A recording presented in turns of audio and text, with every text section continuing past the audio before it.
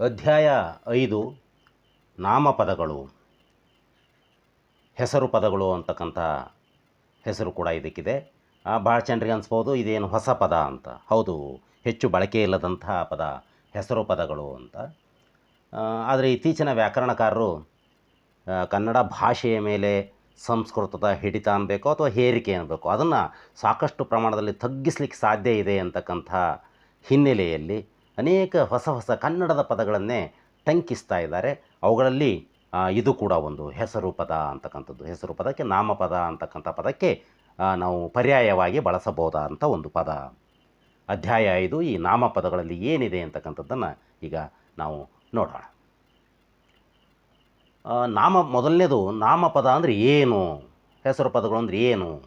ಅರ್ಥ: ಸಾಮಾನ್ಯವಾಗಿ ಮನುಷ್ಯರು, ಪ್ರಾಣಿಗಳು, ವಸ್ತುಗಳು, ಸ್ಥಳಗಳು, ಸ್ಥಿತಿಗಳು ಮುಂತಾದವುಗಳ ಹೆಸರನ್ನು ಸೂಚಿಸುವ ಪದಗಳನ್ನು ನಾಮಪದಗಳು ಅಥವಾ ಹೆಸರು ಪದಗಳು ಎನ್ನುವರು. ಅಂದರೆ ತೀರಾ ಸುಲಭವಾಗಿ ಹೇಳೋದಾದರೆ, ಯಾವುದಾದರೂ ಹೆಸರನ್ನು ಹೇಳ್ತಕ್ಕಂಥ, ಹೆಸರನ್ನು ಸೂಚಿಸ್ತಕ್ಕಂಥ ಪದಗಳನ್ನು ನಾವು ನಾಮಪದಗಳು ಅಂತೇಳಿ ಕರಿತೀವಿ. ಅದು ನಾಮ ಅಂದ್ರೇನು, ಹೆಸರು ನಾಮ ಅಂದರೆ ಮತ್ತೆ ಹೆಸರು ಅಂತ ಹೇಳಬೇಕಾಗುತ್ತಲ್ಲ, ಆ ಕಾರಣಕ್ಕೆ ಹೆಸರು ಪದಗಳು ಅಂತಲೂ ಕೂಡ ನೀವು ಅದನ್ನು ಕರಿಬೋದು.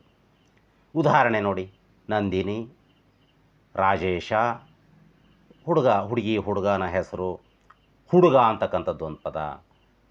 ವಿದ್ಯಾರ್ಥಿ, ಪುಸ್ತಕಗಳು, ಮನೆಯಲ್ಲಿ, ಬಿಸಿಲಿನಲ್ಲಿ, ಶಿವಮೊಗ್ಗ, ಊರು, ಹಸು, ಪಿಂಕಿ, ಗಾಯಕ, ಕಲಾವಿದರು.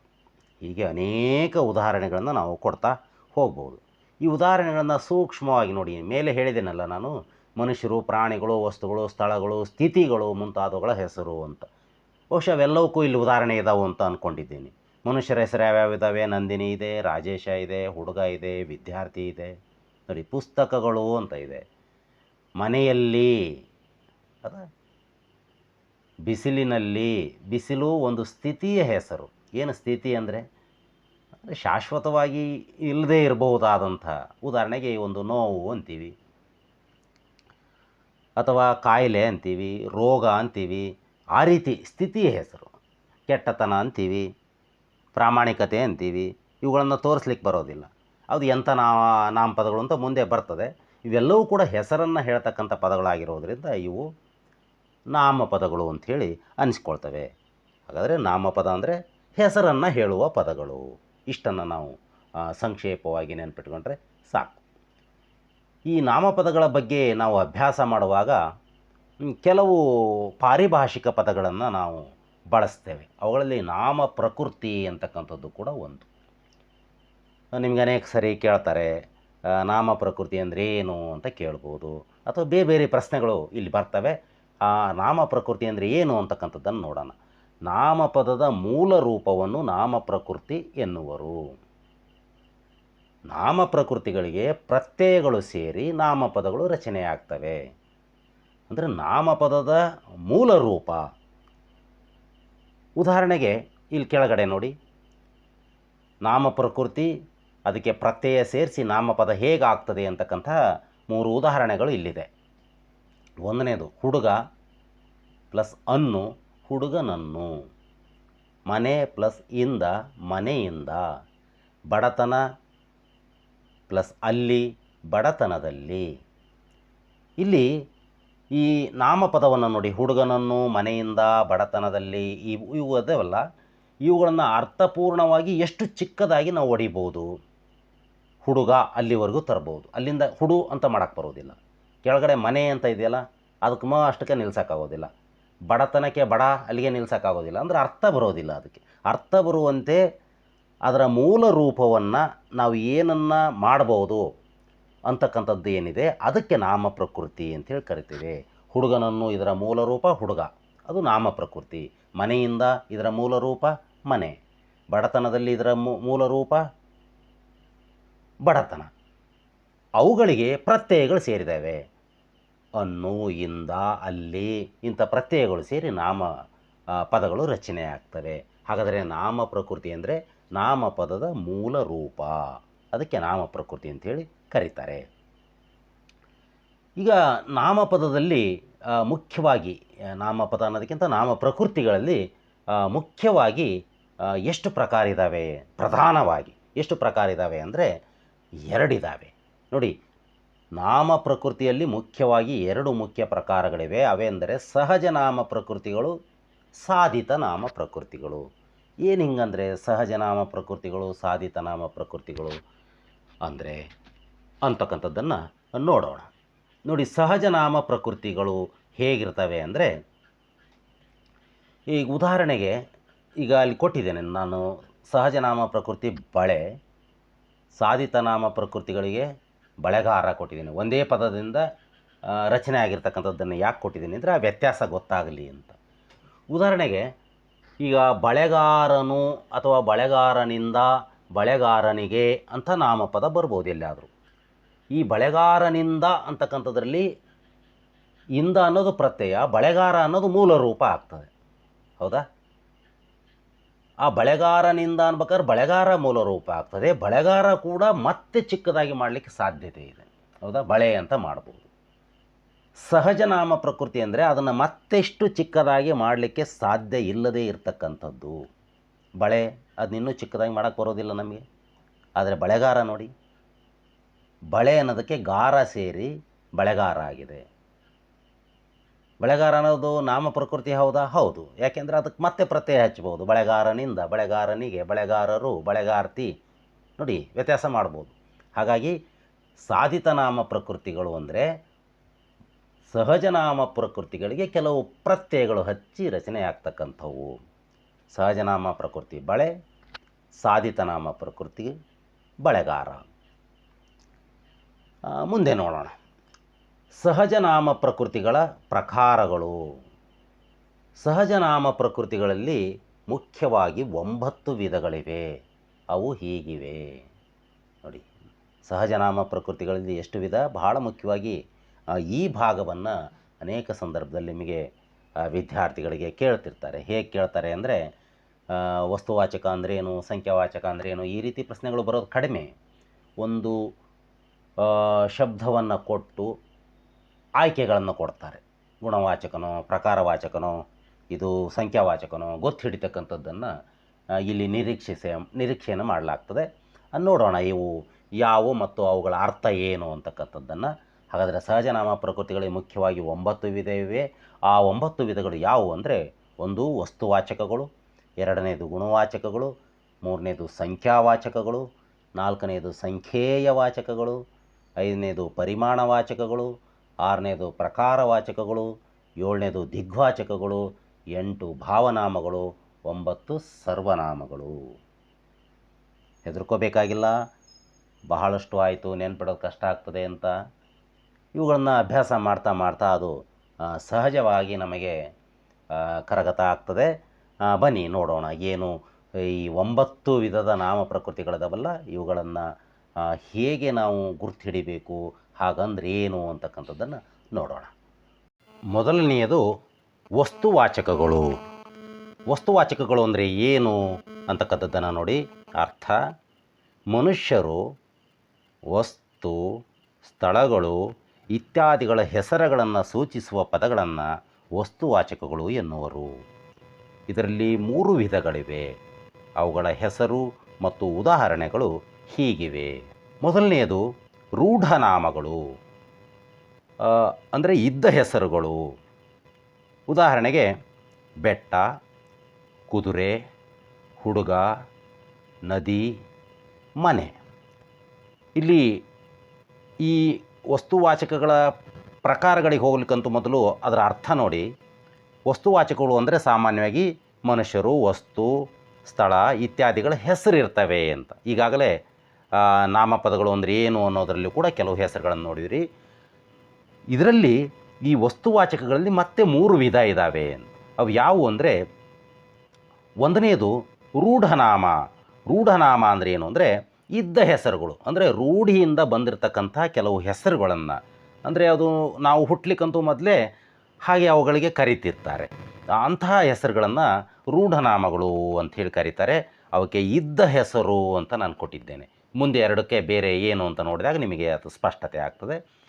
ಉದಾಹರಣೆಗೆ ಬೆಟ್ಟ, ಕುದುರೆ, ಹುಡುಗ, ನದಿ, ಮನೆ, ಇವು ಯಾವುವು ಕೂಡ ನಾವು ಇಟ್ಟ ಹೆಸರಲ್ಲ. ಯಾರು ಇಟ್ಟಿದ್ದಾರೆ ಅವಕ್ಕೆ ಅಂತಲೂ ನಮಗೆ ಗೊತ್ತಿಲ್ಲ. ರೂಢಿಯಿಂದ ಬಂದಿರತಕ್ಕಂಥ ಹೆಸರುಗಳು. ಇವುಗಳಿಗೆ ರೂಢನಾಮಗಳು ಅಂಥೇಳಿ ಕರೀತಾರೆ. ಇದ್ದ ಹೆಸರು ಅಂಥೇಳಿ ನನಗೆ ನೆನಪಿಟ್ಕೊಳ್ಳಿಕ್ಕೆ ಅನುಕೂಲ ಆಗಲಿ ನಿಮಗೆ ಅಂಥೇಳಿ ನಾನು ಕೊಟ್ಟಿದ್ದೇನೆ. ಎರಡನೆಯದು ಅಂಕಿತ ನಾಮಗಳು, ಅಂದರೆ ಇಟ್ಟ ಹೆಸರುಗಳು. ಮೊದಲನೆಯದು ಇದ್ದ ಹೆಸರುಗಳು, ಇಟ್ಟ ಹೆಸರುಗಳು. ಈ ಅಂಕಿತ ನಾಮಗಳು ಅಂದರೆ ನಮಗೆ ವ್ಯವಹಾರದ ಅನುಕೂಲಕ್ಕೆ ಈ ಹೆಸರುಗಳನ್ನು ನಾವು ಇಟ್ಕೊಂಡಿರ್ತೇವೆ. ಉದಾಹರಣೆಗೆ ಅಲ್ಲಿ ನಾನು ಬೆಟ್ಟ ಅಂತ ಕೊಟ್ಟೆ, ಹೌದಾ? ಆ ಬೆಟ್ಟಕ್ಕೆ ಒಂದು ಹೆಸರು ಇರ್ತದೆ ನಮಗೆ. ಸಹ್ಯಾದ್ರಿ, ಹಿಮಾಲಯ, ಇಲ್ಲಿ ಕೊಟ್ಟಿದೆ ನೋಡಿ, ಹಿಮಾಲಯ ಇದು ಬೆಟ್ಟದ ಹೆಸರು ಅಲ್ವಾ? ಬಸವರಾಜ ಒಬ್ಬ ಹುಡುಗನ ಹೆಸರು, ಗೀತಾ ಒಬ್ಬ ಹುಡುಗಿಯ ಹೆಸರು, ಕಪಿಲೆ ಯಾವ್ದ್ರ ಹೆಸರು ಇರ್ಬೋದು? ಹಸುಗಳಿಗೆ ಇಟ್ಟಿರ್ತಾರೆ ಸಾಮಾನ್ಯವಾಗಿ ಕಪಿಲೆ ಅಂತೇಳಿ. ಹಸು ಅಂದರೆ ಅದು ರೂಢನಾಮ. ಕಪಿಲೆ ಅಂದ ತಕ್ಷಣವೇ ಅದು ವ್ಯವಹಾರದ ಅನುಕೂಲಕ್ಕೆ. ನಿಮ್ಮಲ್ಲಿ ಹಸುಗಳು ಭಾಳಷ್ಟು ಇರ್ತವೆ. ಹಸು ಅಂದರೆ ಯಾವ ಹಸು ಅಂತ ಗೊತ್ತಾಗಬೇಕಲ್ಲ, ಅದಕ್ಕೆ ನಮಗೆ ಗಂಗಾ, ಕಾವೇರಿ, ಕಪಿಲೆ ಈ ರೀತಿ ಹೆಸರನ್ನು ಕೊಟ್ಟಿರ್ತಾರೆ. ಪ್ರಾಣಿಗಳಿಗೂ ಕೂಡ ಹಸುಗಳಿಗೆ ಕೊಟ್ಟಿರ್ತಾರೆ.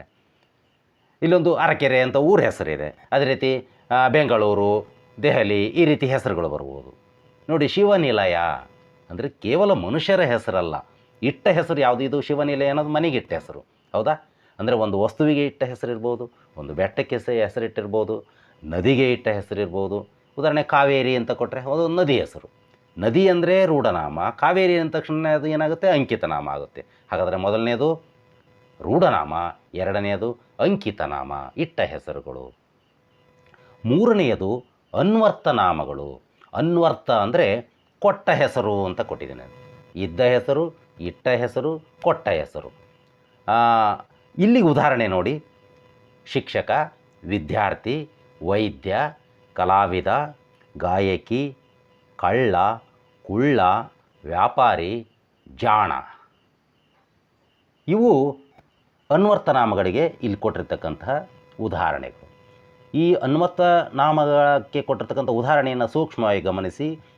ವಿದ್ಯಾರ್ಥಿ, ಶಿಕ್ಷಕ, ವೈದ್ಯ ಇವು ವೃತ್ತಿಯ ಹೆಸರುಗಳಾಗಿವೆ ನೋಡಿ. ಕಲಾವಿದ ಅಂತಕ್ಕಂಥದ್ದು ಅವನ ಕಲೆಯಲ್ಲಿ ಪಾಲ್ಗೊಂಡಂಥ ಒಬ್ಬ ವ್ಯಕ್ತಿಯನ್ನು ಸೂಚಿಸಲಿಕ್ಕೆ. ಗಾಯಕಿ ಅದು ಕೂಡ ಗಾಯನ ಮಾಡುವಂಥ ಒಬ್ಬ ಮಹಿಳೆಯನ್ನು ಕುರಿತು ಹೇಳಿರ್ತಕ್ಕಂಥದ್ದು. ಕಳ್ಳ ಒಬ್ಬ ಸ್ವಭಾವ, ಅವನು ಮಾಡ್ತಕ್ಕಂಥ ಕೆಲಸದ ಆಧಾರದ ಮೇಲೆ ಕೊಟ್ಟಿರ್ತಕ್ಕಂಥ ಹೆಸರು. ಕುಳ್ಳ ಅವನು ಇರ್ತಕ್ಕಂಥ ರೀತಿಯನ್ನು ಗಮನಿಸಿ ಕೊಟ್ಟಿರ್ತಕ್ಕಂಥ ಹೆಸರು. ವ್ಯಾಪಾರಿ ಅವನು ಮಾಡುವ ಕೆಲಸದಿಂದ ಬಂದಿದೆ. ಜಾಣ ಅವನ ಗುಣವಿಶೇಷದಿಂದ ಬಂದಿದೆ. ಇವುಗಳನ್ನು ಮೂರನ್ನೂ ಕೂಡ ಸೂಕ್ಷ್ಮವಾಗಿ ನೀವು ಗಮನಿಸಿದರೆ, ನಾನು ಕೊಟ್ಟ ಹೆಸರನ್ನು ನೋಡಿ. ಅದಕ್ಕೆ ಒಂದು ಇದ್ದ ಹೆಸರು, ಇಟ್ಟ ಹೆಸರು, ಕೊಟ್ಟ ಹೆಸರು. ಇದ್ದ ಹೆಸರು ಅಂದರೆ ನಾವು ಹುಟ್ಟಲಿಕ್ಕಂತೂ ಮೊದಲೇ ಅದು ಇತ್ತು ಹೆಸರು. ಇಟ್ಟ ಹೆಸರು ಅಂದರೆ ನಾವು ಹುಟ್ಟಿದಾಗ ಅಥವಾ ಯಾವುದಾದ್ರೂ ಒಂದು ನಮ್ಮ ಅನುಕೂಲಕ್ಕೆ ತಕ್ಕಂತೆ. ಸಾಮಾನ್ಯವಾಗಿ ಒಬ್ಬ ಮನುಷ್ಯನ ವಿಷಯದಲ್ಲಾದರೆ ಇದ್ದ ಹೆಸರು. ಈಗ ಉದಾಹರಣೆಗೆ ಮನುಷ್ಯ ಅಂತ ಇದೆ, ಅವನಿಗೆ ಒಬ್ಬ ಬಸವರಾಜ ಅಂತ ಹೆಸರು ಬರ್ಬೋದು. ಅದು ಮನುಷ್ಯ ಅನ್ನೋದು ರೂಢನಾಮ ಆದರೆ, ಬಸವರಾಜ ಅನ್ನೋದು ಅಂಕಿತನಾಮ ಆಗ್ತದೆ. ಈ ಬಸವರಾಜ ಅಂತಕ್ಕಂಥವನಿಗೆ ಜೀವನದಲ್ಲಿ ಬೇರೆ ಬೇರೆ ಹೆಸರುಗಳು ಬರ್ಬೋದು. ಅವ್ನು ಶಾಲೆಗೆ ಹೋಗ್ಬೇಕಾದ್ರೆ ಅವನಿಗೆ ವಿದ್ಯಾರ್ಥಿ ಅಂತ ಕರಿಬೋದು, ಹೌದಾ?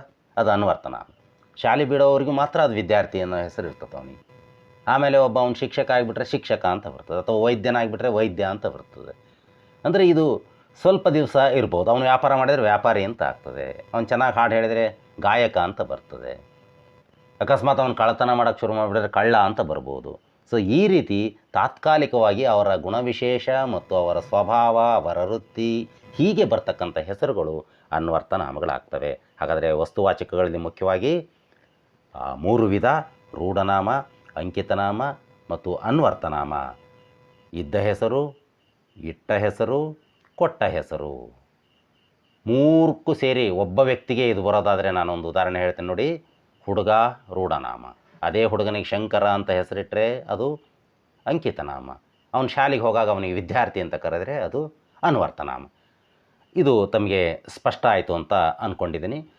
ಈಗ ವಸ್ತುವಾಚಕಗಳಾದ ಮೇಲೆ ಎರಡನೆಯದು ಸಹಜ ನಾಮ ಪ್ರಕೃತಿಯಲ್ಲಿ ಎರಡನೆಯದು ಗುಣವಾಚಕಗಳು.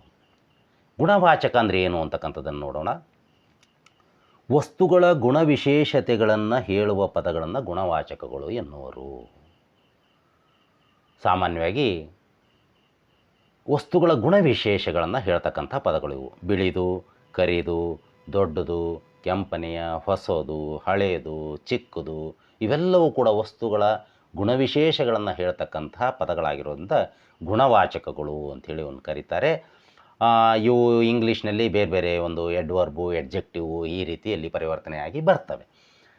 ಮೂರನೆಯದು ಸಂಖ್ಯಾವಾಚಕಗಳು. ಸಂಖ್ಯಾವಾಚಕಗಳು ಅಂದರೆ ಸಂಖ್ಯೆಯನ್ನು ಹೇಳುವ ಪದಗಳು, ಸಂಖ್ಯೆಗಳನ್ನು ಸೂಚಿಸುವ ಪದಗಳನ್ನು ಸಂಖ್ಯಾವಾಚಕಗಳು ಎನ್ನುವರು. ಬಹಳ ಸುಲಭವಾಗಿರ್ತಕ್ಕಂಥದ್ದು. ಸಂಖ್ಯಾವಾಚಕ ಅನ್ನೋದಲ್ಲೇ ಸಂಖ್ಯೆ ಅನ್ನೋದು ಪದ ಸೇರಿರೋದ್ರಿಂದ ಗೊತ್ತಾಗ್ಬಿಡುತ್ತೆ. 8, 12, 80, 15, 90, 105 ಹೀಗೆ ಹೇಳ್ತಾ ಹೋಗ್ಬೋದು. ಯಾವುದೇ ಸಂಖ್ಯೆಯನ್ನು ಅಕ್ಷರದಲ್ಲಿ ಬರೆದಾಗ ಅದು ಸಂಖ್ಯಾವಾಚಕ ಆಗ್ತದೆ. ನಾಲ್ಕನೆಯದು ಸಂಖ್ಯೇಯ ವಾಚಕ. ನೋಡಿ, ಸಂಖ್ಯೇಯ ವಾಚಕ, ಸಂಖ್ಯಾವಾಚಕ ಸೂಕ್ಷ್ಮವಾಗಿ ಗಮನಿಸಿ. ಸಂಖ್ಯಾವಾಚಕ, ಸಂಖ್ಯೇಯ ವಾಚಕಗಳನ್ನ ವ್ಯತ್ಯಾಸ ಏನು? ಇಂಗ್ಲೀಷ್ನಲ್ಲಿ ಆರ್ಡಿನಲ್ ನಂಬರ್, ಕಾರ್ಡಿನಲ್ ನಂಬರ್ ಅಂತ. ಸೊ ಆ ರೀತಿಯ ಒಂದು ಅರ್ಥ ಇರ್ತಕ್ಕಂಥ ಇವು ನಾಮಪದಗಳು. ಸಂಖ್ಯಾವಾಚಕಗಳು ನೇರವಾಗಿ ಸಂಖ್ಯೆಯ ಹೆಸರನ್ನು ಹೇಳ್ತವೆ. ಸಂಖ್ಯೇಯ ವಾಚಕಗಳು ಸಂಖ್ಯೆಯನ್ನು ಒಳಗೊಂಡಂಥ ಪದಗಳು. ನೇರವಾಗಿ ಸಂಖ್ಯೆ ಇರೋದಿಲ್ಲ, 2 ಅಂತ ಇರೋದಿಲ್ಲ. ನೋಡಿ, 9 ಅಂತ ಇಲ್ಲ, 9ನೆಯ ಅಂತ ಇದೆ, 15ನೆಯ ಅಂತ ಇದೆ.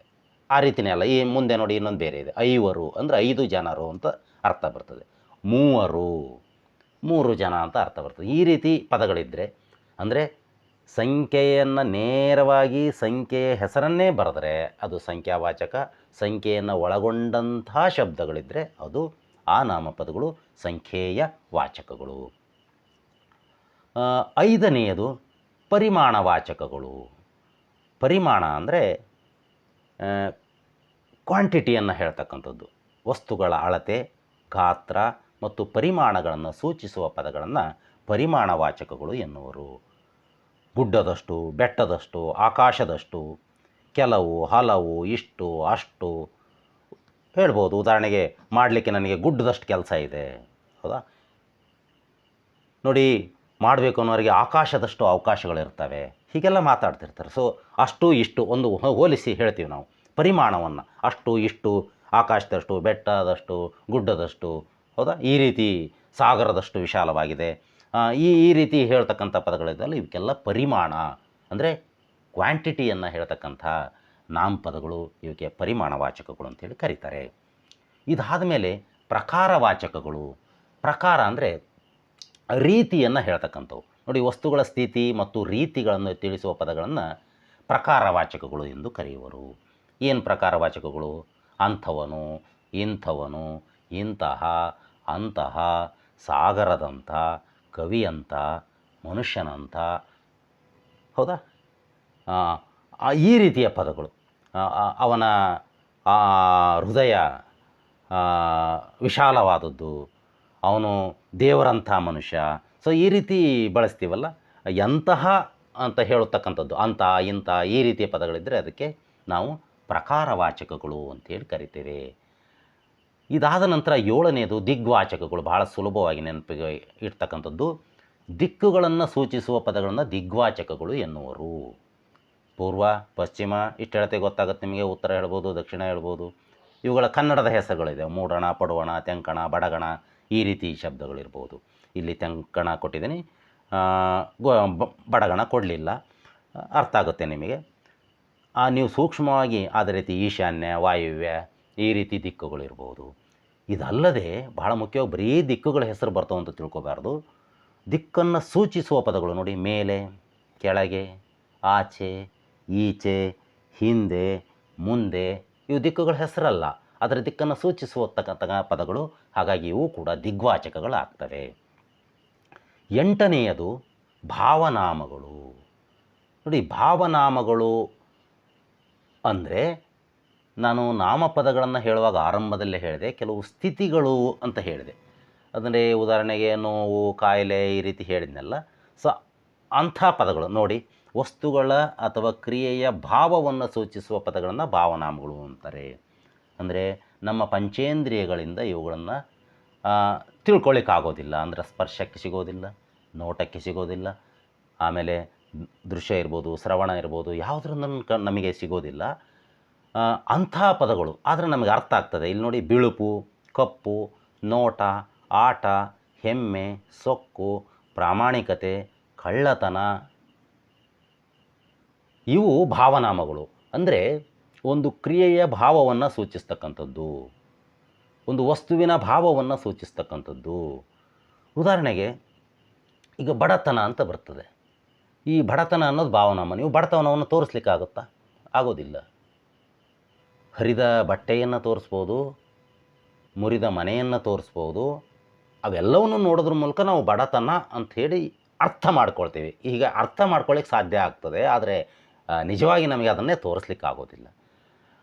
ಇಂಥ ನಾಮಪದಗಳನ್ನು, ಭಾವನೆಗಳಿಗೆ ಸಂಬಂಧಪಟ್ಟಂಥ ನಾಮಪದಗಳನ್ನು ಭಾವನಾಮಗಳು ಅಂತೇಳಿ ಕರೀತಾರೆ. ಇನ್ನು ಕೊನೆಯದು ಸರ್ವನಾಮಗಳು. ಏನು ಸರ್ವನಾಮಗಳು ಅಂದರೆ, ಇಂಗ್ಲೀಷ್ನಲ್ಲಿ ಪ್ರೊನೌನ್ಸ್ ಅಂತ ನೀವು ಕಲ್ತಿರ್ತೀರಿ. ಇಂಗ್ಲೀಷಿನ ಪ್ರೊನೌನು ಕನ್ನಡದ ಸರ್ವನಾಮ. ಆದರೆ ಭಾಳ ಮುಖ್ಯವಾಗಿ ನೀವು ವ್ಯತ್ಯಾಸವನ್ನು ಗಮನಿಸಬೇಕು. ಇಂಗ್ಲೀಷ್ನಲ್ಲಿ ಏನು ಹೇಳ್ತಾರೆ, ಪ್ರೊನೌನ್ ಅಂದರೆ ಏನು ಅನ್ಬೇಕಾದ್ರೆ ನೌನ್ ಬದಲಾಗಿ ಬಳಸ್ತಕ್ಕಂಥ ಪದಗಳು ಅಂತ ಹೇಳ್ತಾರೆ ಇಂಗ್ಲೀಷ್ ಗ್ರಾಮರ್ನಲ್ಲಿ. ಎಲ್ಲೆಲ್ಲಿ ನೌನನ್ನು ಪದೇ ಪದೇ ರಿಪೀಟೇಷನ್ ಆಗ್ತಕ್ಕಂಥದ್ದನ್ನು, ಹೆಸರಿನ ಪದಗಳು ನೌನು ರಿಪೀಟ್ ಆಗೋದನ್ನು ತಪ್ಪಿಸ್ಲಿಕ್ಕೆ ಬಳಸ್ತಕ್ಕಂಥ ಪದಗಳನ್ನು, ಹಿ, ಶಿ, ಇಟ್, ಆ ರೀತಿಯ ಪದಗಳನ್ನು ಪ್ರೊನೌನ್ ಅಂತಾರೆ. ಆದರೆ ಇಂಗ್ಲೀಷ್ ಗ್ರಾಮರ್ನಲ್ಲಿ ನೌನ್ ಮತ್ತು ಪ್ರೊನೌನ್ ಸಪ್ರೇಟ್, ಬೇರೆಯೇ ಅವು. ಆದರೆ ಕನ್ನಡದ ವ್ಯಾಕರಣದಲ್ಲಿ ನಾಮಪದದ ಬದಲಿಗೆ ಬಳಸುವ ಪದ ಅಲ್ಲ. ಯಾಕೆಂದರೆ ಸರ್ವನಾಮವು ನಾಮಪದದ ಒಂದು ಭಾಗ, ಇದು ಅದರ ಪಾರ್ಟ್. ಹಾಗಾಗಿ ನಾಮಪದದ ಒಂದು ಭಾಗ ಇದು ಸರ್ವನಾಮಗಳು. ಅದಕ್ಕೆ ನಾನೇನು ಕೊಟ್ಟಿದ್ದೀನಿ, ನಾಮಪದಗಳ ಬದಲು ಬಳಸುವ ಪದಗಳು ಅಂತ ಕೊಡಲಿಲ್ಲ. ವಸ್ತುವಾಚಕಗಳ ಬದಲು ಬಳಸುವ ಪದಗಳನ್ನು ನಾವು ಸರ್ವನಾಮಗಳು ಅಂತೇಳಿ ಕರಿತೀವಿ. ನೋಡಿ, ಅವನು, ಅವಳು, ಅವರು, ಅದು, ಇದು, ತಾವು, ನಾನು, ನೀನು, ಇವೆಲ್ಲವೂ ಕೂಡ ಸರ್ವನಾಮಗಳು. ಇನ್ನೂ ಒಂದು ಸುಲಭವಾಗಿ ನಿಮಗೆ ನೆನ್ಪಿಟ್ಕೊಳ್ಳೋದಾದರೆ, ಸರ್ವರಿಗೂ ಬಳಸಬಹುದಾದಂಥ ನಾಮಪದಗಳು ಸರ್ವನಾಮಗಳು. ಏನು ಸರ್ವರಿಗೂ ಬಳಸೋದು? ಈಗ ನಾನು ಅಂಥೇಳಿ ನಾನು ಹೇಳಿದಾಗ ನನ್ನ ಹೆಸರು ನೆನಪು ಬರ್ತದೆ. ಈ ನಾನು ಅಂತ ಯಾರ್ಯಾರು ಹೇಳ್ತಾ ಹೋಗ್ತಾರೋ, ಒಂದೊಂದು ಅವ್ರು ಹೇಳಿದಾಗ ಯಾರು ಹೇಳ್ತಾರೆ ಅನ್ನೋದ್ರ ಮೇಲೆ ನಿಮ್ಮ ಮನಸ್ಸಿನಲ್ಲಿ ಬೇರೆ ಬೇರೆಯವ್ರ ಚಿತ್ರ ಮೂಡ್ತಾ ಹೋಗ್ತದೆ. ಹೌದಾ? ಈಗ ಇದು ಅಂಥೇಳಿ ನಾನು ಯಾವುದಾರ ಒಂದು ಪೆನ್ ಹಿಡ್ಕೊಂಡು ತೋರಿಸಿದರೆ ನಿಮ್ಮ ಮನಸ್ಸಿನಲ್ಲಿ ಇದು ಅಂತ ಹೇಳಿದಾಗ ಪೆನ್ನು ಅಂತ ಮೂಡ್ತದೆ. ನಾನು ಪುಸ್ತಕ ಹಿಡ್ಕೊಂಡ್ಬಿಟ್ರೆ ಇದು ಅನ್ನೋದಕ್ಕೆ ಬೇರೆ ಅರ್ಥ ಬಂದುಬಿಡ್ತದೆ, ಪುಸ್ತಕ ಅಂತ ಬಂದುಬಿಡ್ತದೆ. ಹೀಗೆ ಸರ್ವರಿಗೂ ಬಳಕೆಯಾಗಬಹುದಾದಂತಹ ಪದಗಳು ಸರ್ವನಾಮಗಳು. ಈ ಸರ್ವನಾಮಗಳಲ್ಲಿ ಮುಖ್ಯವಾಗಿ ಕೆಲವು ಪ್ರಕಾರಗಳಿವೆ. ಈ ಸರ್ವನಾಮದ ಬಗ್ಗೆನೇ ಅನೇಕ ಸಂದರ್ಭದಲ್ಲಿ ಪ್ರಶ್ನೆಯನ್ನು ಕೇಳಲಾಗ್ತದೆ. ಯಾಕೆ ಅಂದರೆ ಇದರಲ್ಲಿ ವಿಭಾಗಗಳಿವೆ, ಅವುಗಳ ಸ್ಪಷ್ಟತೆ ನಿಮಗಿದೆಯೋ ಇಲ್ಲೋ ಅನ್ನೋದನ್ನು ಚೆಕ್ ಮಾಡಲಿಕ್ಕೆ ಈ ಸರ್ವನಾಮಗಳ ಪ್ರಕಾರಗಳನ್ನು ನೋಡೋಣ. ನೋಡಿ, ಸರ್ವನಾಮಗಳಲ್ಲಿ ಮುಖ್ಯವಾಗಿ 3 ಪ್ರಕಾರಗಳಿವೆ. ಅವೆಂದರೆ, ಒಂದನೆಯದು ಪುರುಷಾರ್ಥಕ ಸರ್ವನಾಮ, ಎರಡನೆಯದು ಪ್ರಶ್ನಾರ್ಥಕ ಸರ್ವನಾಮ, ಮೂರನೆಯದು ಆತ್ಮಾರ್ಥಕ ಸರ್ವನಾಮ. ಪುರುಷಾರ್ಥಕ ಸರ್ವನಾಮ, ಪ್ರಶ್ನಾರ್ಥಕ ಸರ್ವನಾಮ, ಆತ್ಮಾರ್ಥಕ ಸರ್ವನಾಮ. ಹೀಗಂದ್ರೆ ಏನು ಅಂತಕ್ಕಂಥದ್ದನ್ನು ನೋಡೋಣ. ಪುರುಷಾರ್ಥಕ ಸರ್ವನಾಮಗಳು ನೋಡಿ, ಪುರುಷಾರ್ಥಕ ಸರ್ವನಾಮಗಳಲ್ಲಿ ಮತ್ತೆ 3 ವಿಧಗಳಿವೆ. ಅವು ಹೀಗಿವೆ: ಉತ್ತಮ ಪುರುಷ, ಮಧ್ಯಮ ಪುರುಷ, ಅನ್ಯ ಪುರುಷ. ಉತ್ತಮ ಪುರುಷದಲ್ಲಿ ನಾನು, ನಾವು. ಮಧ್ಯಮ ಪುರುಷದಲ್ಲಿ ನೀನು, ನೀವು. ಅನ್ಯ ಪುರುಷದಲ್ಲಿ ಅವನು, ಅವಳು, ಅದು, ಅವರು, ಅವು. ಇಲ್ಲಿ ಸೂಕ್ಷ್ಮವಾಗಿ ನೀವು ಗಮನಿಸಬೇಕು. ಏಕಕಾಲಕ್ಕೆ ನೀವು ಅನೇಕ ಜನ ಇಂಗ್ಲೀಷ್ ಗ್ರಾಮರ್ ಮತ್ತು ಕನ್ನಡ ವ್ಯಾಕರಣವನ್ನು ಕಲಿಯೋದರಿಂದ ಬಹಳಷ್ಟು ಕನ್ಫ್ಯೂಸ್ ಆಗ್ತಕ್ಕಂಥ ಒಂದು ಅಂಶ ಇಲ್ಲಿದೆ. ಇಂಗ್ಲೀಷ್ನಲ್ಲಿ first person, second person, third person ಅಂತ ಹೇಳ್ಕೊಡ್ತಾರಲ್ವ. ಆದರೆ ಇಂಗ್ಲೀಷಿನ ಫಸ್ಟ್ ಪರ್ಸನ್ ಕನ್ನಡದ ಪ್ರಥಮ ಪುರುಷ ಅಲ್ಲ. ಇದನ್ನು ಸ್ಪಷ್ಟವಾಗಿ ನೆನ್ಪಿಟ್ಕೋಬೇಕು. ಇಂಗ್ಲೀಷ್ನಲ್ಲಿ ಫಸ್ಟ್ ಪರ್ಸನ್ ಯಾವುದು? Singular I, plural we. ಅದನ್ನು ಕನ್ನಡಕ್ಕೆ ಭಾಷಾಂತರ ಮಾಡಿಕೊಂಡ್ರೆ ನಾನು, ನಾವು. ಈ ನಾನು, ನಾವು ಅನ್ನೋದನ್ನು ಇಂಗ್ಲೀಷ್ನಲ್ಲಿ ಫಸ್ಟ್ ಪರ್ಸನ್ ಅಂತ ಕರೀತಾರೆ, ಹೌದಾ? ಆದರೆ ಕನ್ನಡದಲ್ಲಿ ಫಸ್ಟ್ ಪರ್ಸನ್ ಅಂತ ಪ್ರಥಮ ಪುರುಷ ಅಂತ ಕರೆಯೋದಿಲ್ಲ, ಉತ್ತಮ ಪುರುಷ ಅಂತ ಕರೀತಾರೆ. ಹಾಗಾದ್ರೆ ಪ್ರಥಮ ಪುರುಷ ಅಂತ ಬಳಕೆ ಇದೆಯಾ ಕನ್ನಡದಲ್ಲಿ? ಇದೆ, ನಾನಿಲ್ಲಿ ಕೊಟ್ಟಿಲ್ಲ. ಕೊನೆಯದಿದೆಯಲ್ಲ ಅನ್ಯ ಪುರುಷ, ಅದಕ್ಕೆ ಪ್ರಥಮ ಪುರುಷ ಅಂಥೇಳಿ ಕನ್ನಡದಲ್ಲಿ ಕರೀತಾರೆ. ಇದು ಭಾಳ ಕನ್ಫ್ಯೂಷನ್ ಆಗ್ತಕ್ಕಂಥದ್ದು. ಕನ್ನಡದಲ್ಲಿ ನೀವು ಅವ್ರು ಅಕಸ್ಮಾತ್ ಇಲ್ಲಿ ನಾನು ಉತ್ತಮ ಪುರುಷ, ಮಧ್ಯಮ ಪುರುಷ, ಅನ್ಯ ಪುರುಷ ಅಂತ ಕೊಟ್ಟಿದ್ದೀನಿ. ಕೆಲವು ಕಡೆ ಉತ್ತಮ ಪುರುಷ, ಮಧ್ಯಮ ಪುರುಷ, ಪ್ರಥಮ ಪುರುಷ ಅಂತ ಕೊಡ್ತಾರೆ. ಅಂದರೆ ಫಸ್ಟ್ ಪರ್ಸನ್ ಇಂಗ್ಲೀಷ್ನಲ್ಲಿ, ಕನ್ನಡದಲ್ಲಿ ಪ್ರಥಮ ಪುರುಷ ಅಲ್ಲ ಅಂತಕ್ಕಂಥದ್ದು ಬಹಳ ಮುಖ್ಯವಾದ್ದು. ಹಾಗಾದರೆ ಉತ್ತಮ ಪುರುಷ ನಾನು ನಾವು, ಮಧ್ಯಮ ಪುರುಷ ನೀನು ನೀವು, ಅನ್ಯ ಪುರುಷ ಅವನು ಅವಳು ಅದು, ಅವುಗಳ ಬಹುವಚನವಾಗಿಂತ ಅವರು ಅವು. ಅಂದರೆ ನಾನು ಸಿಂಗ್ಯುಲರು ಏಕವಚನ, ನಾವು ಬಹುವಚನ, ನೀನು ಏಕವಚನ, ನೀವು ಬಹುವಚನ, ಅವನು ಅವಳು ಅದು ಏಕವಚನ, ಅವರು ಅವು ಬಹುವಚನ. ಅಂದರೆ ಉತ್ತಮ ಪುರುಷ ಅಂದರೆ ಯಾವ ವ್ಯಕ್ತಿ ಮಾತನಾಡುತ್ತಿರ್ತಾರೋ ಅಥವಾ ಮಾತನಾಡುತ್ತಿರುತ್ತಾನೋ ಅವ್ರಿಗೆ ಸಂಬಂಧಪಟ್ಟದ್ದು. ನಾನು ಮಾತನಾಡುವ ವ್ಯಕ್ತಿ, ನಾವು ಅಂದಾಗ ಮಾತನಾಡುವ ವ್ಯಕ್ತಿಗಳು. ಯಾರ ಜೊತೆಗೆ ಮಾತನಾಡ್ತಿರ್ತಾರೋ ಅವರು ಮಧ್ಯಮ ಪುರುಷ, ನೀನು ನೀವು. ಹಾಗಾದರೆ ಮಾತನಾಡುವವರು ನಾನು ಹೇಳುವವನು, ನೀವು ಕೇಳುವವರು, ನಮ್ಮಿಬ್ಬರನ್ನು ಬಿಟ್ಟು ಬೇರೆ ಕಡೆಗಿದ್ದರೆ ಅವನು ಅವಳು ಅದು ಅವರು ಈ ರೀತಿ ಇದ್ದರೆ ಅದು ಅನ್ಯ ಪುರುಷ. ಅನ್ಯ ಪುರುಷಕ್ಕೆ ಇನ್ನೊಂದು ಹೆಸರು ತೃತೀಯ ಪುರುಷ ಅಂತ ಕರೀತಾರೆ, ಪ್ರಥಮ ಪುರುಷ ಅಂತ ಕರೀತಾರೆ. ಆದರೆ ಕನ್ಫ್ಯೂಷನ್ ಮಾಡ್ಕೋಬಾರ್ದು. ನಾನು ಹೇಳಿದೆ ಇಂಗ್ಲೀಷ್ನಲ್ಲಿ ಫಸ್ಟ್ ಪರ್ಸನ್ನು, ಕನ್ನಡದಲ್ಲಿ ಪ್ರಥಮ ಪುರುಷ ಅಲ್ಲ, ಸಾಮಾನ್ಯವಾಗಿ ಥರ್ಡ್ ಪರ್ಸನ್ನು ಬಳಕೆ ಆಗ್ತದೆ. ಎರಡನೆಯದು ಪ್ರಶ್ನಾರ್ಥಕ ಸರ್ವನಾಮಗಳು. ಪ್ರಶ್ನೆ ಕೇಳಲು ಬಳಕೆಯಾಗುವ ಸರ್ವನಾಮಗಳನ್ನು ಪ್ರಶ್ನಾರ್ಥಕ ಬಹಳ ಸುಲಭವಾಗಿ ಅರ್ಥ ಆಗ್ತಕ್ಕಂಥದ್ದು. ಯಾರು, ಏನು, ಯಾವುದು, ಎಲ್ಲಿ, ಇವೆಲ್ಲ ಪ್ರಶ್ನಾರ್ಥಕ ಸರ್ವನಾಮಗಳು. ಕೊನೆಯದು ಆತ್ಮಾರ್ಥಕ ಸರ್ವನಾಮಗಳು. ಆತ್ಮಾರ್ಥಕ ಸರ್ವನಾಮಗಳು ಎರಡೇ, ತಾವು, ತಮ್ಮ. ಮತ್ತು ಇವು ಬದಲಾವಣೆ ರೂಪಾಂತರ ಹೊಂದ್ತವೆ. ಮತ್ತು ಇವೆರಡೇ ಇರೋದಿಲ್ಲ, ತಮ್ಮಿಂದ, ತಮಗೆ, ಈ ರೀತಿ ರೂಪಾಂತರ ಹೋಗ್ತಿರ್ತವೆ. ಇವೆರಡು ಶಬ್ದವನ್ನು ನೀವು ನೆನ್ಪಿಟ್ಕೊಂಡ್ರೆ ಇವುಗಳ ರೂಪಾಂತರವನ್ನು ಗುರುತಿಸಲಿಕ್ಕೆ ತಮಗೆ ಸಾಧ್ಯ ಆಗ್ತದೆ ಅಂತಕ್ಕಂಥ ಮಾತನ್ನು ಇಲ್ಲಿ ನಾವು ಸೂಕ್ಷ್ಮವಾಗಿ ಗಮನಿಸಬೇಕು. ಇದುವರೆಗೂ ನಾವು ಏನು ಕಲ್ತ್ವಿ ಅಂತಕ್ಕಂಥದ್ದನ್ನು ಭಾಳ ಮುಖ್ಯವಾಗಿ ನೋಡೋಣ. ಈ ಅಧ್ಯಾಯದಲ್ಲಿ ಭಾಳ ಮುಖ್ಯವಾಗಿ ನಾವು ನಾಮಪದಗಳು ಅಂದರೆ ಏನು ಅಂತಕ್ಕಂಥದ್ದನ್ನು, ಅದರ ಅರ್ಥವನ್ನು ತಿಳ್ಕೊಂಡ್ವಿ. ನಾಮಪದ ಅಂದರೆ ಹೆಸರನ್ನು ಹೇಳ್ತಕ್ಕಂಥ ಪದ. ಅಲ್ಲಿ ಬರ್ತಕ್ಕಂಥ ಕೆಲವು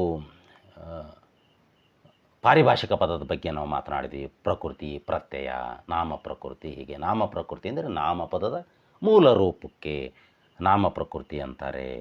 ಉದಾಹರಣೆಗೆ ಮನೆಯಿಂದ ಅಂದರೆ ಮನೆ ಅನ್ನೋದಲ್ಲಿ ನಾಮ ಪ್ರಕೃತಿ ಆಗ್ತದೆ ಅಂತ ತಿಳ್ಕೊಂಡ್ವಿ. ಮೂರನೇದು ನಾಮ ಪ್ರಕೃತಿಗಳೇ ಪ್ರಧಾನವಾಗಿ ಎರಡು ವಿಧ ಅಂತ ತಿಳ್ಕೊಂಡ್ವಿ. ಒಂದು ಸಹಜ ನಾಮ ಪ್ರಕೃತಿ, ಇನ್ನೊಂದು ಸಾಧಿತ ನಾಮ ಪ್ರಕೃತಿ. ಸಹಜ ಅಂದರೆ ಸಹಜವಾಗಿ ಚಿಕ್ಕದಾಗಿರ್ತಕ್ಕಂಥ, ಮತ್ತೆ ಚಿಕ್ಕದು ಮಾಡಲು ಸಾಧ್ಯವಿಲ್ಲದಂಥ ನಾಮ ಪ್ರಕೃತಿ. ಅದಕ್ಕೆ ನಾವು ಬಳೆ ಅಂತ ಒಂದು ಉದಾಹರಣೆಯನ್ನು ನೋಡ್ಬೋದು. ನಂತರ ಬೇಟೆ ಅಂತಕ್ಕಂಥದ್ದನ್ನು, ಈ ಬಳೆ ಇದ್ದರೆ ಸಹಜನಾಮ, ಬಳೆಗಾರ ಇದ್ದರೆ ಸಾಧಿತನಾಮ. ಬೇಟೆ ಇದ್ದರೆ ಸಹಜನಾಮ, ಬೇಟೆಗಾರ ಇದ್ದರೆ ಸಾಧಿತನಾಮ. ಸೊ ಇದನ್ನು ನೋಡಿದ್ವಿ. ಅದಾದಮೇಲೆ ನಾವು ಸಹಜನಾಮ ಪ್ರಕೃತಿಗಳ ಪ್ರಕಾರಗಳನ್ನು ನೋಡಿದ್ವಿ. ಸಹಜನಾಮ ಪ್ರಕೃತಿಗಳಿಗೆ ಮುಖ್ಯವಾಗಿ 9 ಪ್ರಕಾರಗಳಿವೆ ಅಂತಕ್ಕಂಥದ್ದು ನೋಡಿದ್ವಿ. ವಸ್ತುವಾಚಕಗಳು, ಸಂಖ್ಯಾವಾಚಕಗಳು, ವಸ್ತುವಾಚಕಗಳು, ಗುಣವಾಚಕಗಳು, ಸಂಖ್ಯಾವಾಚಕಗಳು, ಸಂಖ್ಯೇಯವಾಚಕಗಳು, ಪರಿಮಾಣವಾಚಕಗಳು, ಪ್ರಕಾರವಾಚಕಗಳು, ದಿಗ್ವಾಚಕಗಳು, ಭಾವನಾಮಗಳು, ಸರ್ವನಾಮಗಳು. ಹೀಗೆ 9 ಪ್ರಕಾರಗಳಿದೆ ಅಂತಕ್ಕಂಥ ಅಂಶವನ್ನು ನೋಡಿದ್ವಿ. ಮೊದಲನೇದು ವಸ್ತುವಾಚಕದಲ್ಲಿ ಮುಖ್ಯವಾಗಿ ಮತ್ತೆ 3 ಭಾಗ ಇದ್ದಾವೆ ಅಂತ ನೋಡಿದ್ವಿ. ರೂಢನಾಮ, ಅಂಕಿತನಾಮ, ಅನ್ವರ್ಥನಾಮ. ರೂಢಿಯಿಂದ ಬಂದರೆ ರೂಢನಾಮ, ಅನುಕೂಲಕ್ಕೆ ತಕ್ಕಂತೆ, ವ್ಯವಹಾರದ ಅನುಕೂಲಕ್ಕೆ ತಕ್ಕಂತೆ ಇಟ್ಟರೆ ಅದು ಅಂಕಿತನಾಮ, ಮತ್ತು ನಾವು ಮಾಡ್ತಕ್ಕಂಥ ಕೆಲಸ, ನಾವಿರ್ತಕ್ಕಂಥ ರೀತಿ, ಗುಣ, ಸ್ವಭಾವ, ಇದರಿಂದ ಬರ್ತಕ್ಕಂಥ ಹೆಸರು, ಅಡ್ಡ ಹೆಸರು ಅಂತಲೂ ಕೂಡ ಕೆಲವು ಸರಿ ಇವನ್ನು ಕರೀತಾರೆ, ಅದು ಅನ್ವರ್ಥಕ ನಾಮ. ಒಬ್ಬ ವ್ಯಕ್ತಿಗೆ ಸಂಬಂಧಪಟ್ಟಂತೆ ಇದನ್ನು ಹೇಳೋದಾದರೆ ಇದನ್ನು ಈಗ ಹುಡುಗ ಅಂದರೆ ಅದು ರೂಢನಾಮ, ಅವನು ಶಂಕರ ಅಂತ ಅವನು ಕರೆದ್ರೆ ಅದು ಅಂಕಿತನಾಮ, ಅವನು ಶಾಲೆಗೆ ಹೋಗೋದ್ರಿಂದ ವಿದ್ಯಾರ್ಥಿ ಅಂತ ಕರೆದ್ರೆ, ಅಥವಾ ಶಾಲೆಯಲ್ಲಿ ಬುದ್ಧಿವಂತ ಇದ್ದ ಅಂತೇಳಿ ಜಾಣ ಅಂತ ಕರೆದ್ರೆ ಅದು ಅನ್ವರ್ಥನಾಮ. ಹೀಗೆ 3 ರೀತಿಯ ವಸ್ತುವಾಚಕಗಳನ್ನು ನಾವು ನೋಡಿದ್ವಿ. ಅದೇ ರೀತಿ ಎಲ್ಲಕ್ಕೂ ಉದಾಹರಣೆಯನ್ನು ನೋಡಿದ್ವಿ. ಕೊನೆಗೆ ಸರ್ವನಾಮಗಳಲ್ಲಿ ವಿಧಗಳನ್ನು ನೋಡಿದ್ವಿ. ಸರ್ವನಾಮಗಳಲ್ಲಿ ಮುಖ್ಯವಾಗಿ ಪ್ರಧಾನವಾಗಿ 3 ಭಾಗ ಮಾಡ್ತೀವಿ. ಯಾವುವಂದರೆ ಪುರುಷಾರ್ಥಕ ಸರ್ವನಾಮ, ಪ್ರಶ್ನಾರ್ಥಕ ಸರ್ವನಾಮ ಮತ್ತು ಆತ್ಮಾರ್ಥಕ ಸರ್ವನಾಮ ಅಂತ. ಪುರುಷಾರ್ಥಕ ಸರ್ವನಾಮದಲ್ಲಿ ಉತ್ತಮ ಪುರುಷ, ಮಧ್ಯಮ ಪುರುಷ ಮತ್ತು ಅನ್ಯ ಪುರುಷ ಅಥವಾ ಪ್ರಥಮ ಪುರುಷ ಅಂತಕ್ಕಂಥದ್ದನ್ನು ನೋಡಿದ್ವಿ. ಇಲ್ಲಿ ಮುಖ್ಯವಾಗಿ ಒಂದು ಇಂಗ್ಲೀಷ್ ವ್ಯಾಕರಣ ಮತ್ತು ಕನ್ನಡ ವ್ಯಾಕರಣಕ್ಕೆ ಇರ್ತಕ್ಕಂಥ ವ್ಯತ್ಯಾಸವನ್ನು ನಾವು ಗಮನಿಸಿದ್ವಿ. ಇಂಗ್ಲೀಷ್ನಲ್ಲಿ ಫಸ್ಟ್ ಪರ್ಸನ್ ಅಂತ ಕರೆಯೋದು, ಕನ್ನಡದಲ್ಲಿ ಸಾಮಾನ್ಯವಾಗಿ ತೃತೀಯ ಪುರುಷ ಅನ್ಯ ಪುರುಷಕ್ಕೆ ಆ ರೀತಿ ಕರೀತಾರೆ ಅಂತಕ್ಕಂಥ ಅಂಶವನ್ನು ನೋಡಿದ್ವಿ. ಇಲ್ಲಿಗೆ ಈ ನಾಮಪದಗಳು ಅಥವಾ ಹೆಸರು ಪದಗಳು ಅಂತಕ್ಕಂಥ ಅಧ್ಯಾಯ ಮುಕ್ತಾಯವಾಯಿತು. ಇದಕ್ಕೆ ಸಂಬಂಧಪಟ್ಟಂಥ ಕೆಲವು ಅಭ್ಯಾಸ ಚಟುವಟಿಕೆಗಳನ್ನು ಮಾಡೋದ್ರ ಮೂಲಕ ನಾವು ಈ ಅಧ್ಯಾಯವನ್ನು ಮತ್ತಷ್ಟು ನಾವು ಎಷ್ಟರ ಮಟ್ಟಿಗೆ ಕಲ್ತಿದ್ದೀವಿ ಅಂತಕ್ಕಂಥದ್ದನ್ನು ಪರೀಕ್ಷೆ ಮಾಡ್ಕೊಳ್ಳೋದು, ಆ ಮೂಲಕ ಹೆಚ್ಚು ಆ ವಿಷಯವನ್ನು ಮನದಟ್ಟು ಮಾಡಿಕೊಳ್ಳೋಣ. ಬನ್ನಿ ಅಭ್ಯಾಸ ಚಟುವಟಿಕೆಗಳಿಗೆ ಈಗ ಹೋಗೋಣ. ಅಭ್ಯಾಸ ಚಟುವಟಿಕೆಗಳಿಗೆ ಹೋಗ್ಲಿಕ್ಕಂತ ಮೊದಲು ತಮಗೆ ಸೂಚನೆ ಏನು ಅಂದರೆ, ಈ ಅಭ್ಯಾಸ ಚಟುವಟಿಕೆಗಳ ನಂತರ ಅವುಗಳ ಉತ್ತರವನ್ನು ಕೂಡ ನಾನು ಕೊಟ್ಟಿದ್ದೇನೆ. ಯಾಕೆ ಅಂದರೆ ಇಲ್ಲಿ ನಿಮಗೆ ಉತ್ತರವನ್ನು ಪರಿಶೀಲನೆ ಮಾಡಲಿಕ್ಕೆ ನಾನು ನೇರವಾಗಿ ಸಿಗೋದಿಲ್ಲ ಅನ್ನೋ ಕಾರಣಕ್ಕಾಗಿ ನೀವು ಅಭ್ಯಾಸದ ದೃಷ್ಟಿಯಿಂದ ಎಲ್ಲ ಅಭ್ಯಾಸಗಳನ್ನು ಮಾಡಿದ ಮೇಲೆ ಮುಂದೆ ಉತ್ತರ ಇದ್ದರೂ ಕೂಡ ನೋಡಬೇಡಿ. ಸರಿಯಾದ ರೀತಿ ಅವುಗಳನ್ನ ಉತ್ತರವನ್ನು ನೀವು ನಿಮ್ಮಷ್ಟಕ್ಕೆ ನೀವು ಉತ್ತರವನ್ನು ಕೊಟ್ಟುಕೊಂಡು ಆಮೇಲೆ ಪರಿಶೀಲನೆ ಮಾಡಲಿಕ್ಕೆ ಮಾತ್ರ ಉತ್ತರದ ಭಾಗಕ್ಕೆ ಹೋಗಿ ಅಂತಕ್ಕಂಥದ್ದು ನಿಮಗೆ ನನ್ನ ವಿನಮ್ರ ಸೂಚನೆ. ಬನ್ನಿ ಅಭ್ಯಾಸ ಚಟುವಟಿಕೆಗಳಿಗೆ ಈಗ ಹೋಗೋಣ. ಮೊದಲನೇ ವಿಭಾಗ, ಕೊಟ್ಟಿರುವ ಆಯ್ಕೆಗಳಲ್ಲಿ ಸರಿಯಾದದ್ದನ್ನು ಆಯ್ಕೆ ಮಾಡಿಕೊಂಡು ಬಿಟ್ಟ ಸ್ಥಳಗಳನ್ನು ತುಂಬಿರಿ. ಇಲ್ಲಿ 4 ಆಯ್ಕೆಗಳು ಪ್ರತಿ ಪ್ರಶ್ನೆಗಿದೆ. ಅದರಲ್ಲಿ ಸರಿ ಉತ್ತರ ಯಾವುದು ಅಂತಕ್ಕಂಥದ್ದನ್ನು ನೀವು ಆಯ್ದು ಬರಿಬೇಕು. 1. ಹೆಸರುಗಳನ್ನು ಸೂಚಿಸುವ ಪದಗಳನ್ನು ಡ್ಯಾಶ್ ಹೆಸರಿನಿಂದ ಕರೆಯುತ್ತಾರೆ. ಹೆಸರುಗಳನ್ನು ಸೂಚಿಸುವ ಪದಗಳನ್ನು ಡ್ಯಾಶ್ ಹೆಸರಿನಿಂದ ಕರೆಯುತ್ತಾರೆ. ಆಯ್ಕೆಗಳು: ಅ. ಅವ್ಯಯಗಳು. ಆ. ಕ್ರಿಯಾಪದಗಳು. ಇ. ನಾಮಪದಗಳು. ಈ. ಪದಪುಂಜಗಳು. ಇದರಲ್ಲಿ ಯಾವುದು ಸರಿ ಉತ್ತರ ಅಂತಕ್ಕಂಥದ್ದು ನೀವು ಬರಿಬೇಕು. ಎರಡನೆಯದು, ನಾಮಪದಗಳ ಮೂಲ ರೂಪವನ್ನು ಡ್ಯಾಶ್ ಎನ್ನುವರು. ನಾಮಪದಗಳ ಮೂಲ ರೂಪವನ್ನು ಡ್ಯಾಶ್ ಎನ್ನುವರು. ಅ. ನಾಮಪ್ರಕೃತಿ. ಆ. ಪ್ರತ್ಯಯ. ಇ. ಧಾತು. ಈ. ಕ್ರಿಯಾ ಪ್ರಕೃತಿ. ಮುಂದಿನ ಪ್ರಶ್ನೆಯನ್ನು ನೋಡೋಣ ಬನ್ನಿ. ಮೂರನೆಯ ಪ್ರಶ್ನೆ, ಬೇಟೆಗಾರ, ತಲೆನೋವು ಈ ಪದಗಳು ಡ್ಯಾಶ್ಗೆ ಉದಾಹರಣೆ. ಬೇಟೆಗಾರ, ತಲೆನೋವು ಈ ಪದಗಳು ಡ್ಯಾಶ್ಗೆ ಉದಾಹರಣೆ. ಅ. ಸಹಜ ನಾಮ ಪ್ರಕೃತಿ. ಆ. ಸಾಧಿತ ನಾಮ ಪ್ರಕೃತಿ. ಈ. ಮೇಲಿನ ಎರಡೂ ಸರಿ, ಅಂದರೆ ಅ ಮತ್ತು ಆ ಎರಡೂ ಸರಿ ಅಂತ. ಈ ಮೇಲಿನ ಎರಡೂ ತಪ್ಪು. ಇವುಗಳಲ್ಲಿ ಯಾವ ಸರಿ ಉತ್ತರ ಅಂತ ನೀವು ಬರಿಬೇಕು. ನಾಲ್ಕನೆಯದು, ಸಹಜ ನಾಮ ಪ್ರಕೃತಿಗಳಲ್ಲಿ ಮುಖ್ಯವಾಗಿ ಡ್ಯಾಶ್ ವಿಧಗಳಿವೆ. ಸಹಜ ನಾಮ ಪ್ರಕೃತಿಗಳಲ್ಲಿ ಮುಖ್ಯವಾಗಿ ಡ್ಯಾಶ್ ವಿಧಗಳಿವೆ. ಅ. 2. ಆ. 9. ಈ. 3. ಈ ಮೇಲಿನ ಮೂರೂ ಆಯ್ಕೆಗಳು ತಪ್ಪು, ಅಂದರೆ 2 ಅಲ್ಲ, 9 ಅಲ್ಲ, 3 ಅಲ್ಲ. ಇದರಲ್ಲಿ ಯಾವ ಸರಿ ಉತ್ತರ ಅಂತ ನೀವು ಬರಿಬೇಕು. ಬನ್ನಿ ಮುಂದಿನ ಪ್ರಶ್ನೆ ನೋಡೋಣ. 5ನೆಯದು, ವ್ಯವಹಾರದ ಅನುಕೂಲಕ್ಕೆ ಇಟ್ಟುಕೊಳ್ಳುವ ಹೆಸರುಗಳನ್ನು ಡ್ಯಾಶ್ ಎನ್ನುವರು. ವ್ಯವಹಾರದ ಅನುಕೂಲಕ್ಕೆ ಇಟ್ಟುಕೊಳ್ಳುವ ಹೆಸರುಗಳನ್ನು ಡ್ಯಾಶ್ ಎನ್ನುವರು.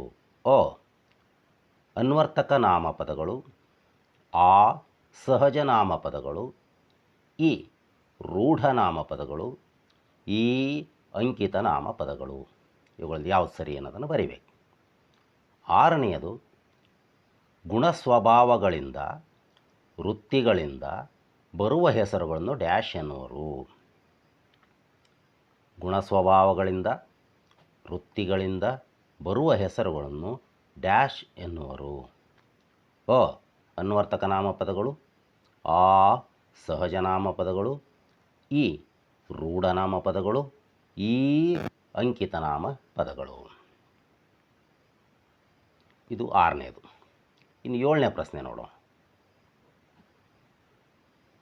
ಜೀವನದಲ್ಲಿ ಮುಂದೆ ಬರಬೇಕು ಎಂದು ಪ್ರಾಮಾಣಿಕವಾಗಿ ಪ್ರಯತ್ನಿಸುವವರಿಗೆ ಆಕಾಶದಷ್ಟು ಅವಕಾಶಗಳು ತಾವಾಗಿಯೇ ಒದಗಿ ಬರುತ್ತವೆ. ಈ ವಾಕ್ಯದಲ್ಲಿರುವ ಪರಿಮಾಣವಾಚಕ ಪದ ಡ್ಯಾಶ್. ನೋಡಿ, ಇಲ್ಲೊಂದು ವಾಕ್ಯ ಕೊಡಲಾಗಿದೆ. ಆ ವಾಕ್ಯದಲ್ಲಿ ಪರಿಮಾಣವಾಚಕ ಪದ ಯಾವುದು ಅಂತ ಬರೀಬೇಕು. ವಾಕ್ಯ ಇನ್ನೊಮ್ಮೆ ನೋಡಿ. ಜೀವನದಲ್ಲಿ ಮುಂದೆ ಬರಬೇಕು ಎಂದು ಪ್ರಾಮಾಣಿಕವಾಗಿ ಪ್ರಯತ್ನಿಸುವವರಿಗೆ ಆಕಾಶದಷ್ಟು ಅವಕಾಶಗಳು ತಾವಾಗಿಯೇ ಒದಗಿ ಬರುತ್ತವೆ. ಇದು ಒಂದು ವಾಕ್ಯ.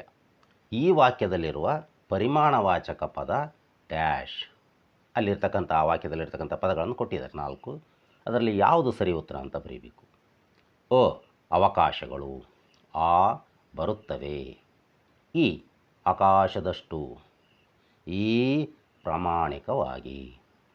ಇದರಲ್ಲಿ ಯಾವ ಸರಿ ಉತ್ತರ ಅಂತ ನೀವು ಬರೀಬೇಕು. ಇನ್ನು 8ನೇ ಪ್ರಶ್ನೆ ನೋಡಿ. 8ನೇ ಪ್ರಶ್ನೆ ಹೀಗಿದೆ: ಪರ್ವತ, ನದಿ, ಜಯಂತಿ, ಹಾವಾಡಿಗ, ಯಮುನಾ, ಕೊಡಚಾದ್ರಿ ಈ ಪದಗಳಲ್ಲಿ ಅನ್ವರ್ತಕ ನಾಮಪದ. ಇನ್ನೊಂದ್ಸರಿ ಪ್ರಶ್ನೆ ನೋಡಿ. ಪರ್ವತ, ನದಿ, ಜಯಂತಿ, ಹಾವಾಡಿಗ, ಯಮುನಾ, ಕೊಡಚಾದ್ರಿ ಈ ಪದಗಳಲ್ಲಿ ಅನ್ವರ್ತಕ ನಾಮಪದ ಡ್ಯಾಶ್. ಆಯ್ಕೆಗಳು: ಜಯಂತಿ, ಆ ಕೊಡಚಾದ್ರಿ, ಈ ಪರ್ವತ, ಈ ಇವು ಮೂರೂ ಅಲ್ಲ. ಅಂದರೆ ಜಯಂತಿನೂ ಅಲ್ಲ, ಕೊಡಚಾದ್ರಿನೂ ಅಲ್ಲ, ಪರ್ವತವೂ ಅಲ್ಲ. ಈ ರೀತಿ ಆಯ್ಕೆಗಳಿದ್ದಾವೆ. ಇದರಲ್ಲಿ ಸರಿಯಾದ ಆಯ್ಕೆ ಯಾವುದು ಅಂತಕ್ಕಂಥದ್ದನ್ನು ನೀವು ಬರಿಬೇಕು. ಬನ್ನಿ ಮುಂದಿನ ಪ್ರಶ್ನೆ ನೋಡೋಣ. 9ನೇ ಪ್ರಶ್ನೆ ಏನಿದೆ ಅಂತ. 9ನೇ ಪ್ರಶ್ನೆ ಹೀಗಿದೆ: ಬಡತನ, ಶ್ರೀಮಂತಿಕೆ ಎರಡೂ ಯಾರ ಜೀವನದಲ್ಲಿಯೂ ಶಾಶ್ವತವಾಗಿ ಇರುವುದಿಲ್ಲ. ಈ ವಾಕ್ಯದಲ್ಲಿರುವ ಭಾವನಾಮಕ್ಕೆ ಉದಾಹರಣೆ ಆಗುವ ಪದ. ನೋಡಿ, ವಾಕ್ಯ ನಮ್ಮ ನೋಡಿ. ಬಡತನ, ಶ್ರೀಮಂತಿಕೆ ಎರಡೂ ಯಾರ ಜೀವನದಲ್ಲಿಯೂ ಶಾಶ್ವತವಾಗಿ ಇರುವುದಿಲ್ಲ. ಈ ವಾಕ್ಯದಲ್ಲಿರುವ ಭಾವನಾಮಕ್ಕೆ ಉದಾಹರಣೆ ಆಗುವ ಪದ. ಅ ಶ್ರೀಮಂತಿಕೆ, ಆ ಬಡತನ, ಈ ಎರಡೂ ಹೌದು.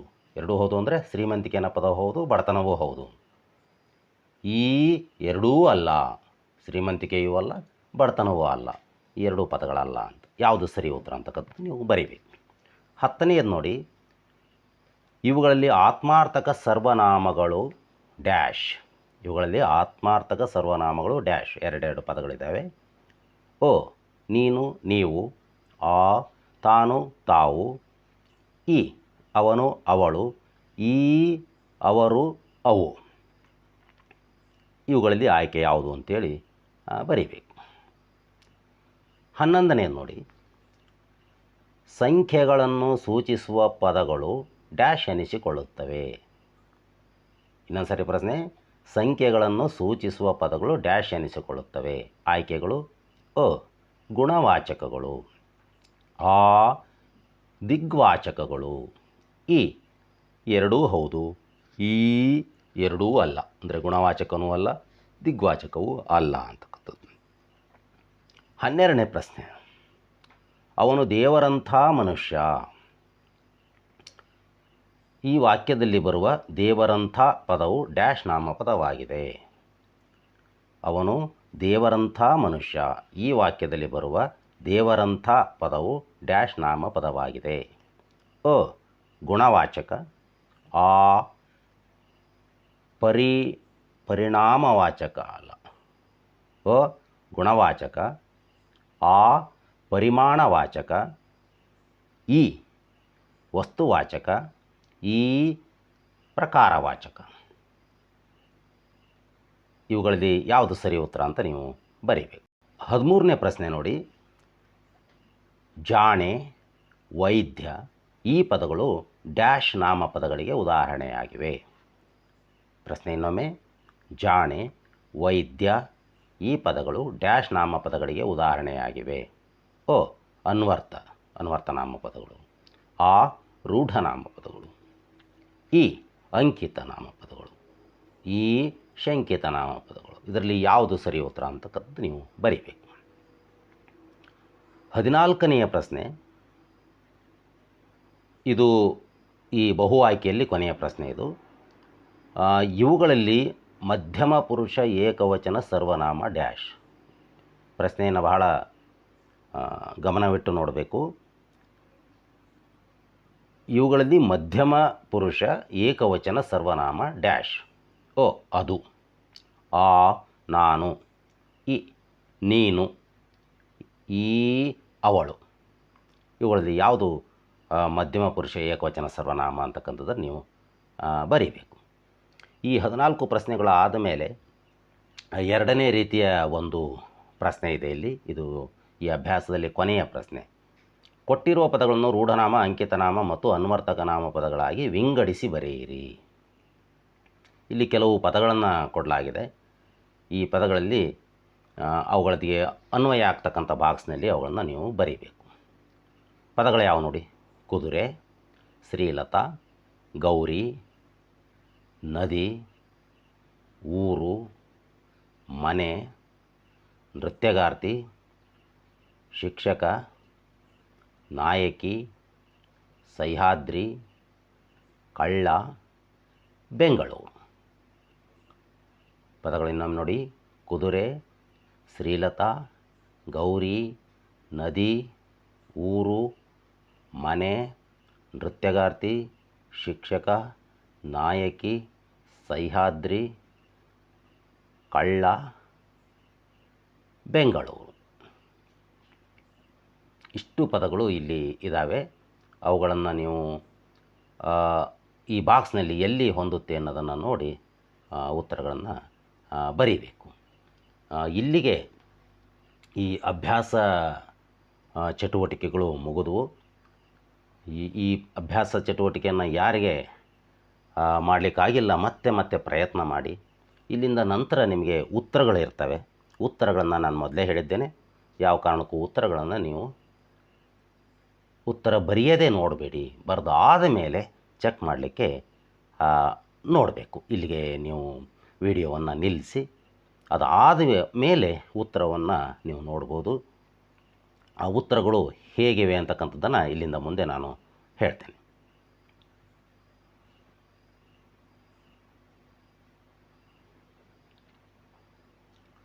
ನೋಡಿ, ಕೊಟ್ಟಿರುವ ಆಯ್ಕೆಗಳಲ್ಲಿ ಸರಿಯಾದ ಆಯ್ಕೆಯನ್ನು ಮಾಡಿಕೊಂಡು ಬಿಟ್ಟ ಸ್ಥಳ ತುಂಬೋದಿತ್ತಲ್ಲ.